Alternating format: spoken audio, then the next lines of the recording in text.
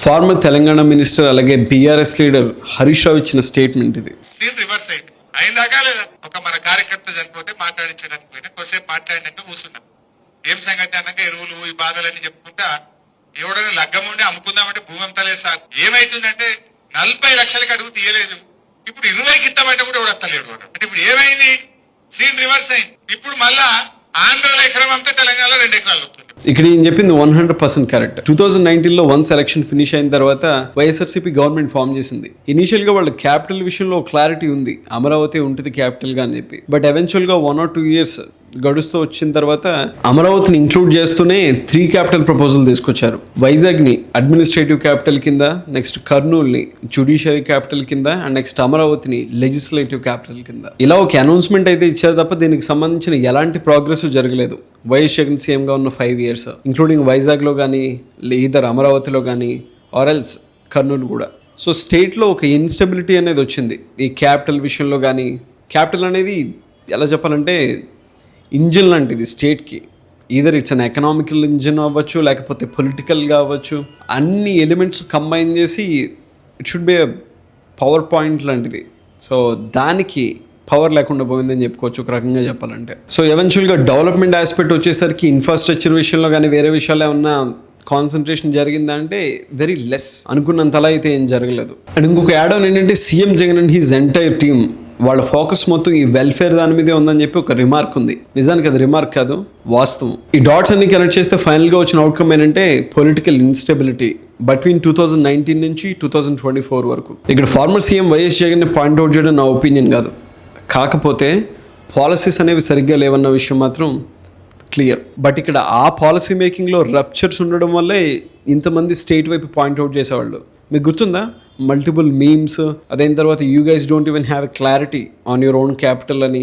వేరే స్టేట్స్ వాళ్ళతో మన వాళ్ళు ఎవరైనా కామెంట్ సెక్షన్లో ఏదైనా ఆర్గ్యూ చేస్తే మీకు క్యాపిటల్ అనేది పూర్తిగా క్లారిటీ లేదు, జస్ట్ అది కనుక్కున్న తర్వాత రండి అంటే ఇది సార్కాస్టిక్ మేనరే.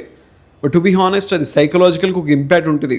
అంటే స్టేట్కున్న గ్లోరీ కానీ దాని స్టాండర్డ్స్ కానీ సమ్వాట్ డీగ్రేడ్ అయినట్టే బికాజ్ వీళ్ళు తీసుకున్న డెసిషన్స్ వల్ల. ఒకసారి గ్రిల్లింగ్ పార్ట్ పక్కన పెట్టి will dive into the topic again.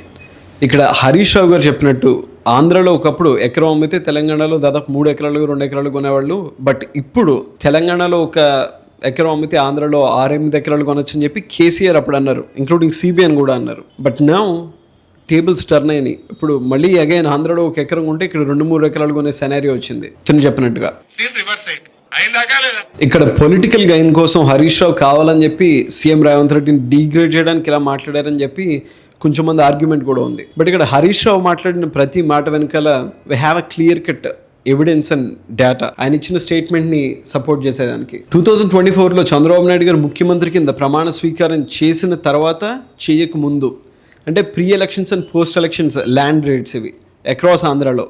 అదేంటంటే అమరావతిలో real estate increase 70%, and next విజయవాడలో వచ్చి 40%, వైజాగ్ వచ్చి 30%, నెక్స్ట్ గుంటూరు రీజన్ వచ్చి 30%, తిరుపతి వచ్చి 30%, అనంతపూర్ వచ్చి 15 to 20% in between. So across the స్టేట్లో అండ్ నెక్స్ట్ క్యాపిటల్ రీజన్ దగ్గర క్లియర్ కట్ సర్జ్ అనేది కనిపించింది. యూ కెన్ సీ నేను చెప్పిన ఈ 6 different ప్లేసెస్ ఏమైతే ఉన్నాయో అక్రాస్ ఆంధ్ర, అటు రాయలసీమ రీజన్ దగ్గర నుంచి ఇటు ఉత్తరాంధ్ర వరకు కూడా. ఇక్కడ ఈ అవుట్కమ్ రావడానికి మెయిన్ రీజన్ ఏంటంటే పొలిటికల్ స్టెబిలిటీ. 2024లో పవన్ కళ్యాణ్ గారు డిప్యూటీ సీఎం కింద, అలాగే చంద్రబాబు నాయుడు గారు ముఖ్యమంత్రి కింద ప్రమాణ స్వీకారం చేసిన తర్వాత వాళ్ళు ఇచ్చిన మొదటి హామీ ఏంటంటే, హామీ లేకపోతే ఎష్యూరెన్స్ కూడా అనుకోండి, Amaravati will be the immovable capital of AP అని చెప్పి క్లియర్ కట్గా చెప్పారు. సో ఇది అక్కడ బిజినెస్ డీలర్స్ దగ్గర నుంచి అలాగే రియల్ ఎస్టేట్ ఎవరైతే ఇన్వెస్టర్స్ ఉంటారో వీళ్ళందరిలో కాన్ఫిడెన్స్ అనేది తీసుకొచ్చింది. సో అందుకనే ఆ లెవెల్ ఆఫ్ హైక్స్ అనేవి కనిపించినాయి.